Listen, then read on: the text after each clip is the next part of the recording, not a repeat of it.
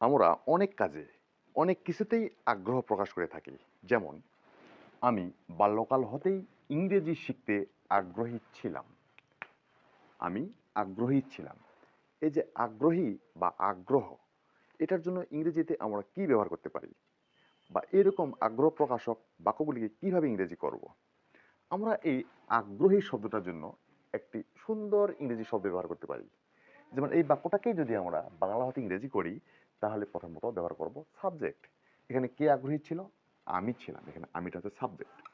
ছিলাম যেহেতু এটি পাস্ট টেন্স। পাস্ট টেন্স হওয়ার জন্য বি ভার্বের পাস্ট টেন্সের জন্য নিব আমরা ওয়াজ। I was. এখন আগ্রহী যেহেতু একটি অ্যাডজেক্টিভ, এই বি ভার্বের পরে আমরা অ্যাডজেক্টিভটি ব্যবহার করব।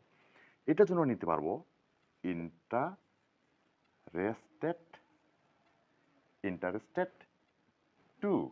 আমরা জানি টু এর পরে সর্বদা ভার্বের বেস ফর্ম বসে। তাহলে কিসে আমি আগ্রহী ছিলাম? ইংরেজি শিখতে। তাহলে এখানে টু এর পরে ভার্বের বেস ফর্ম ব্যবহার করব লার্ন। ইংলিশ কি? English. I was interested to learn English. কোথা হতে? বাল্যকাল হতেই। অতএব ফ্রম মাই, বাল্যকালের ইংরেজি লিখবো বয়হুড, ফ্রম মাই বয়হুড।